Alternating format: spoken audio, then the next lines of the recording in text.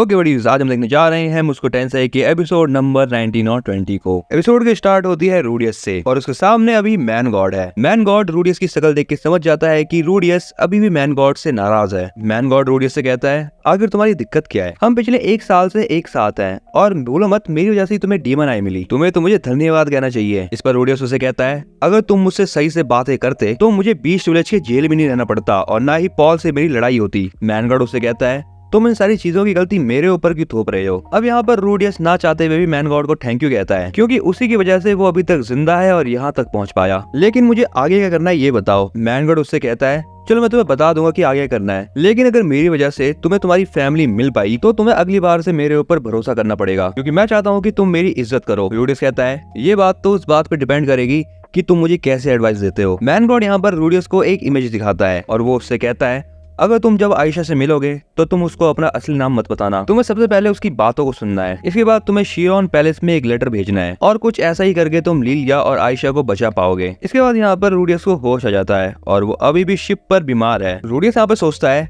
Man God ने मुझे demon आई इसलिए तो नहीं दी ताकि वो मुझे ऐसी सारी चीजें दिखा पाए। अगले सीन में रूडियस और उसकी टीम सेंट्रल कॉन्टिनेंट पहुंच जाती है, जिसके बाद वो ट्रैवल करते हुए शिरोन किंगडम के कैपिटल में पहुंच जाते हैं। रूडियस यहाँ पे सोचता है कि मैन गॉड ने उससे कहा था उसको एक ऐसा पर्सन मिलेगा जिसको वो जानता है और हो सकता है कि वो पर्सन रॉक्सी हो, लेकिन अगर वो पर्सन रॉक्सी होती तो वो आयशा और लीलिया को कब का ढूंढ चुकी होती। इसके बाद रूडियस आयशा और लीलिया के बारे में रुईजर्ड और एरिस को बताता है, जिस पर ये दोनों उनको ढूंढने के लिए तैयार हो जाते हैं। और अब यहाँ पर रूडियस रॉक्सी को एक लेटर लिख देता है। लेटर लिखने के बाद जैसे ही वो बाहर जाता है तो वो ये महसूस करता है कि उसका कोई पीछा कर रहा है। अब रूडियस यहाँ पर उससे बच के भागने लगता है और वो एक गली में जाके अपने अर्थ मैजिक का यूज करके उस रास्ते को ब्लॉक कर देता है। अभी वो ये बात नोटिस करता है कि ये वही जगह है जिसके बारे में मैन गॉड बात कर रहा है एंड यहीं पर उसको आयशा मिलेगी। और अब रूडियस अपनी बनाई हुई दीवार को यहाँ पर हटाता है और वो देखता है कि 2 सोल्जर्स ने आयशा को पकड़ रखा है। आयशा यहाँ पर रो रही होती है और वो उन सोल्जर्स से अपना लेटर मांग रही होती है। वो दोनों सोल्जर रूडियस को देखकर कहते हैं,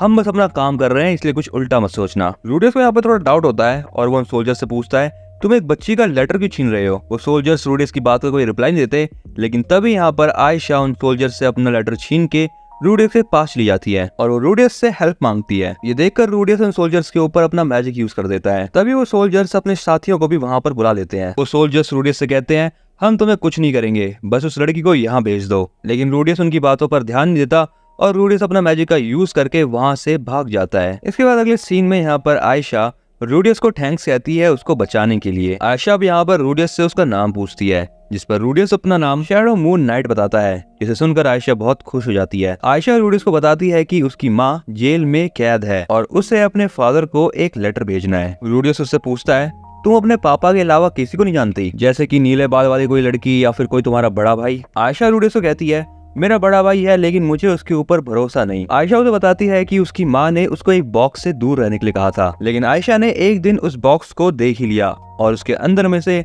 लड़कियों की अंडरवेयर्स निकली, जिस पर आयशा को एक बात समझ में आ गई कि उसका भाई 5 साल की उम्र से ही एक लीचड़ था। आयशा ये बताती है कि उसकी मम्मी उससे कहा करती थी उसका बड़ा भाई नहाते समय उसकी मम्मी को देखा करता था, वो भी गंदी नजरों से, जिससे आयशा को ये बात पता चल गई कि उसका बड़ा भाई एक नंबर का ठरकी लीचड़ इंसान है, इसीलिए वो अपने बड़े भाई पर भरोसा नहीं करती। रूडियस को यहाँ पर ये बात समझ आ जाती है कि मैन गॉड ने आयशा से अपना नाम छुपाने के लिए क्यों कहा। अब यहाँ पर आयशा रूडियस से उसका असली वाला नाम पूछती है, लेकिन रूडियस उसको अपना असली नाम नहीं बताता। लेकिन रूडियस आयशा से ये प्रॉमिस करता है कि वो उसकी माँ को बचा लेगा। इसके बाद हमें रात का सीन दिखाया जाता है जहाँ पर आयशा सो रही होती है।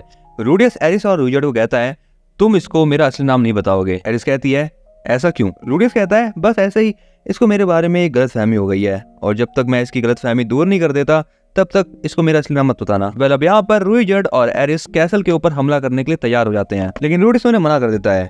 रूडियस उनसे कहता है, अभी हमें वेट करना है क्योंकि मैं रॉक्सी के रिप्लाई का वेट कर रहा हूँ। अगले दिन यहाँ पर एक लड़की आ जाती है जो कि शिरोन पैलेस के 7th प्रिंस की रॉयल गार्ड होती है और इसका नाम है जिंजर। जिंजर रूडियस से कहती है, लॉर्ड रूडियस, आपको रॉक्सी ने पैलेस के अंदर बुलाया है। ये बात सुनकर रूडियस वहाँ से जाने लगता है और वो एरिस और रूडियस से कहता है, तुम आयशा का ध्यान रखना। रास्ते में चलते हुए ये दोनों आपस में बात भी करते हैं। जिंजर रूडियस को बताती है कि रॉक्सी उसके ऊपर बहुत ज्यादा प्राउड करती है। जैसे ही रूडियस पैलेस से पहुंचता है वो देखता है कि यहाँ पर वही गार्ड है जिनसे वो कल मिला था। जिंजर यहाँ पे रूडियस का सारा सामान उतरवा देती है एंड यहाँ पर रूडियस बहुत ज्यादा खुश हुए जा रहा था रॉक्सी से मिलने के लिए। रूडियस जैसे ही रूम के अंदर जाता है तो वो देखता है कि इन लोगों ने यहाँ पर लिलिया को बांध रखा है। एंड तभी यहाँ पर शिरॉन पैलेस का 7th प्रिंस मैजिक का यूज करता है और रूडियस को एक गड्ढे में गिरा देता है। उस गड्ढे के अंदर एक मैजिकल बैरियर कास्ट हो जाता है, जिसके वजह से रूडियस यहाँ पर अपना मैजिक नहीं यूज कर पा रहा। प्रिंस रूडियस को बताता है कि ये वाला ट्रैप रॉक्सी को पकड़ने के लिए बनाया गया था। अब ये प्रिंस यहाँ पर ये बताता है कि उसने रूडियस को आखिरकार ट्रैप क्यों कर रखा है। वो रूडियस को बोलता है, मैं तुम्हें यहाँ पर ट्रैप इसलिए करा है ताकि मैं रॉक्सी को यहाँ पर बुलवा पाऊँ। प्रिंस को यहाँ पर ये लग रहा होता है कि रूडियस रॉक्सी का लवर है, इसलिए हो सकता है कि इसके बारे में पता चलते ही रॉक्सी यहाँ पर जल्दी आ जाए, नहीं तो उसने लिलिया को किडनैप करके रखा ही हुआ था। अब रूडियस यहाँ पर ये बात सोचने लगता है कि कहीं मैन गॉड ने उसे फंसा तो नहीं दिया। अगले सीन में हमें एक फ्लैशबैक दिखाया जाता है और ये सीन माना क्लैमिटी से थोड़ी देर पहले का है। माना क्लैमिटी के होते ही लिलिया और आयशा एक अलग ही जगह पर टेलीपोर्ट हो गए थे। अब यहाँ पर लिलिया आयशा को लेकर इधर उधर भटकती है और फाइनली शिरॉन किंगडम में पहुंच जाती है। यहाँ पर लिलिया रॉक्सी के बारे में पता लगाने लगती है। यहाँ पर ये बात प्रिंस को पता चल जाती है, जिसका ये फायदा उठाता है और वो लिलिया को धोखे से कैद करवा लेता है। अगले सीन में यहाँ पर इस लीचड़ की व्लॉगिंग दोबारा चालू हो जाती है। रूडियस कहता है, तो आप सभी का स्वागत है जी। अभी मैं हूँ शिरॉन पैलेस में और यहाँ पर मुझे फिर से एक फ्री का अपार्टमेंट मिला है। वैसे यहाँ पर पिछले अपार्टमेंट की तरह बेड नहीं है, लेकिन तब भी माहौल ठीक है। और अगर मैं बात करूँ सिक्योरिटी की तो वो एकदम टॉप पर है,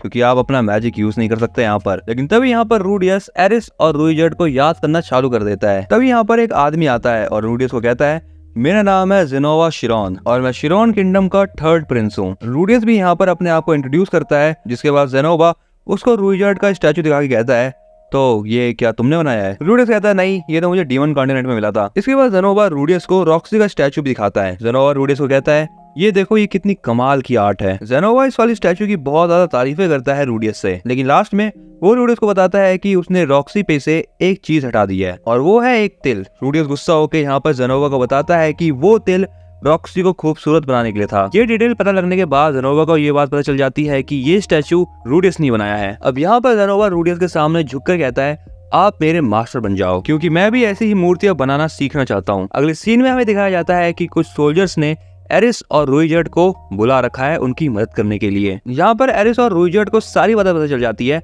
और एरिस सीधा बचाने के लिए भागती है रूडियस को, लेकिन ये गार्ड्स एरिस को रोक देते हैं। वो सोल्जर्स कहते हैं कि तुम्हें हमारी मदद करनी होगी। रूइजर्ड उनसे कहता है, तुम हमें सारी बातें आराम से बताओ। जिस पर वो सोल्जर्स कहते हैं कि प्रिंस ने हमारी फैमिली को हॉस्टेज बना के रख रखा है ताकि वो अपने मनमर्जी के हिसाब से हमसे अपना काम करवा सके, लेकिन हमें ये सब नहीं करना है, इसलिए हम आपसे मदद मांग रहे हैं। और अब इस बात को सुनने के बाद रूइजर्ड इनकी फैमिलीज को ढूंढने के लिए निकल जाता है। अगले सीन में यहाँ पर जेनोवा रूडियस के सामने रो रहा होता है, क्योंकि वो रूडियस को बाहर नहीं निकाल पाता। रूडियस जेनोवा से कहता है, अगर तुम मुझे यहाँ से बाहर निकाल दो तो मैं तुम्हें अपना स्टूडेंट बना लूंगा। और इस बात को सुनने के बाद जेनोवा बहुत ज्यादा खुश हो जाता है। जेनोवा यहाँ पर रूडियस से कहता है, अच्छा तो इसके लिए मुझे अपने छोटे भाई का कुछ करना होगा, और वो वहाँ से चले जाता है। अगले सीन में दिखाया जाता है कि पूरे कैसल के अंदर अफरा तफरी मची हुई है। अगले सीन में दिखाया जाता है कि जेनोवा अपने छोटे भाई को रूडियस के सामने फेंक देता है और कहता है, इसको जल्दी बाहर निकालो। लेकिन यहाँ पर ये 7th प्रिंस उसकी बात मानने से मना कर देता है। जेनोवा यहाँ पर अपने छोटे भाई को जान से मारने की कोशिश करता है, लेकिन तभी वो 7th प्रिंस